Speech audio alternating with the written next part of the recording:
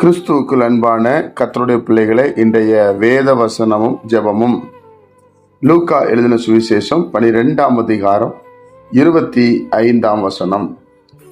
கவலைப்படுகிறதினால் உங்களில் எவன் தன் சரீர அளவோடு ஒரு முழத்தை கூட்டுவான்? என் அன்பு கர்த்தருடைய பிள்ளைகளை, ஆண்டவராகிய இயேசு கிறிஸ்து இன்றைக்கு நம்ம ஒவ்வொருவரையும் பார்த்து சொல்லக்கூடிய ஒரு வார்த்தை கவலை.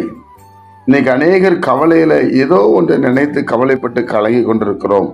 எதிர்காலத்தை குறித்தோ, நிகழ்கால காரியங்களை குறித்தோ, சரீரத்தை குறித்தோ, இல்லைன்னா ஆசீர்வாதத்தை குறித்தோ, என்னுடைய பிள்ளைகளே, ஏதோ ஒரு கவலை நம்மளை ஆளுகை செய்து கொண்டே இருக்கிறது. அதனாலதான் நாம் தேவனை துதிக்க முடியல, தேவனை ஆராதிக்க முடியல, தேவனை மகிமைப்படுத்த முடியல. அதிலே நாம் சோர்ந்து போகிறோம். ஆண்டவர் சொல்றாரு, நீங்க என்ன செய்ய முடியும்? கவலைப்படுறதுனால உங்களால என்ன பண்ண முடியும்னு கேட்கிறாரு. அதனாலதான் காகத்தை கவனிச்சு பாருங்க. அடுத்து என்ன சொல்றாரு? காட்டு புஷ்பங்கள் எப்படி மலர்கிறது என்று பாருங்க அப்படி சொல்றாரு. அது காலையில மலருது, சாயங்காலம் போயிடுது இல்லையா? அதுபோல தேவனுடைய பிள்ளைகளே, இந்த உலகத்துல ஆண்டவர் உண்டாக்கின ஒன்றொன்று தன்னுடைய வேலைகளை செய்யும் என்பதை குறித்து ஆண்டவர் இங்கே சொல்வதை பார்க்கிறோம்.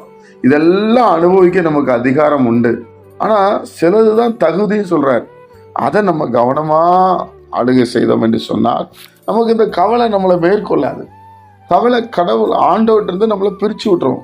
கவலை அன்பை கெடுத்துரும். அதனால கவலைப்படாதீங்க, கர்த்தர் நிச்சயம் நடத்துவார்.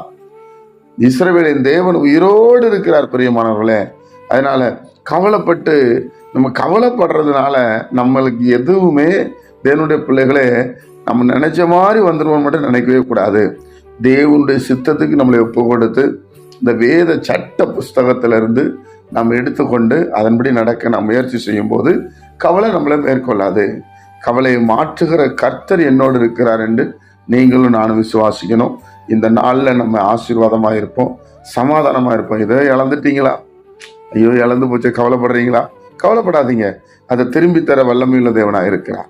அது திரும்பி தந்து உங்களை சந்தோஷப்படுத்துவார். இதை விட பெஸ்ட்டாக கிடைக்க போது நீங்கள் நினச்சிக்கிடுங்க. ஜெபிப்போமா? பரிசுத்த பிதாவே, உம்முடைய குமாரன் இயேசுவின் நாமத்தில் வருகிறோம். இந்த நாளை நீர் எங்களுக்கு ஆசீர்வதித்து தாரோம். உம்முடைய சமாதானம் எங்களை ஆளுகை செய்யட்டும். நாங்கள் உமக்கு பிரியமாய் நடக்கவும், உம்மை சார்ந்திருக்கவும் கிருபை செய்யுங்க. கவலை எங்களை மேற்கொள்ளாதபடி நாங்கள் எப்பொழுதும் பலனோடு இருக்க தேவன் கிருபை செய்ய ஜெபிக்கிறோம். கர்த்தராகிய இயேசு கிறிஸ்துவின் மூலமாய் இதை கேட்கிற ஒவ்வொரு பிள்ளைகளும் ஆசீர்வதிக்கப்படட்டும், நன்மை நாள் நிரப்பப்படட்டும். இயேசுவின் மூலம் பிதாவே, ஆமென்.